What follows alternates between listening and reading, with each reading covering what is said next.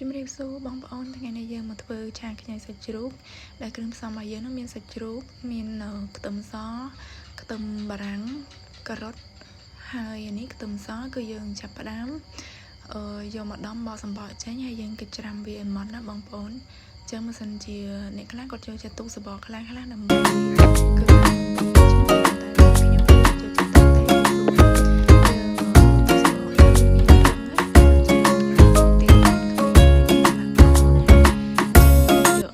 ច្រាំវាទៅអញ្ចឹងហើយចំណែកការ៉ុតគឺយើងហាន់វាសរសៃវែងៗអញ្ចឹងណាបងប្អូនទុកដាក់ជាមួយនឹងខ្ញីរបស់យើងដើម្បីទី1ជួយរំលេចពណ៌ឲ្យស្អាតណាហើយយើងមានជាមួយនឹងខ្ទឹមបារាំងយើងហាន់វាជាចំណិតបែបនេះណាបងប្អូនយើងហាន់វាអញ្ចឹងទៅយើងទុកមុនលើសិនចាំពេលយើងឆាខ្ញីរបស់យើងបានឆ្អិនហើយគឺយើងចាំដាក់វាពេលក្រោយហើយចំណែកខ្ញីរបស់យើងហ្នឹងគឺយើងយកវាមកបំពងជាមួយនឹងពេញឆាឲ្យខ្ញីរបស់យើងនឹងស្ពាប់ហើយនឹងឡើងក្លិនឈ្ងុយណាបងប្អូន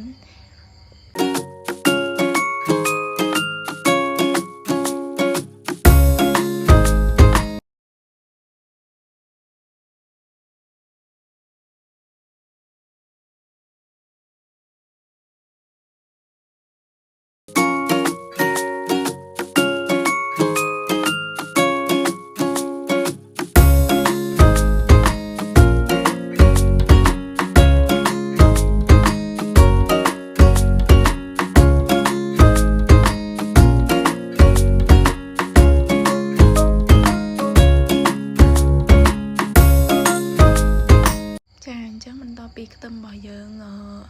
ឡើងឈ្ងុយល្អហើយយើងដាក់សាច់ជ្រូកចូលណាបងប្អូន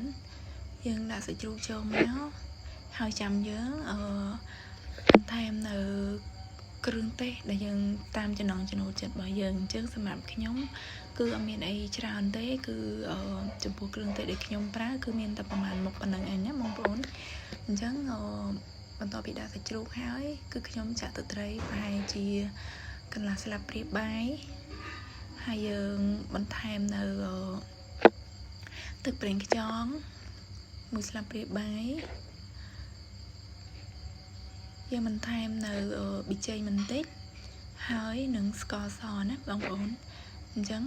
យើងបន្ថែមគ្រឿងអញ្ចឹងហើយគឺយើងចាប់ផ្ដើមឆាត្រឡប់ទៅត្រឡប់មកទុកដើម្បីឲ្យសាច់របស់យើងឆ្អិនណាបងប្អូនចាបងប្អូនបន្ទាប់ពីយើងឆាសាច់របស់យើងឆ្អិនហើយគឺយើងដាក់ការ៉ុតហើយនឹងខ្ទឹមបារាំងចូលណាបងប្អូនចឹងបន្ទាប់ពីយើងដាក់ចូលហើយគឺយើងឆាច្បល់ចូលគ្នាឲ្យការ៉ុតហើយនឹងខ្ទឹមបារាំងយើងចាប់ផ្ដើមឆ្អិនដែរណាបងប្អូនពីព្រោះការ៉ុតនិងខ្ទឹមបារាំងគឺយើងដាក់ក្រោយគឺជាប្រហូបជាប្រភេទបន្លែដែលឆាប់នឹងងាយនឹងឆ្អិនណាបងប្អូន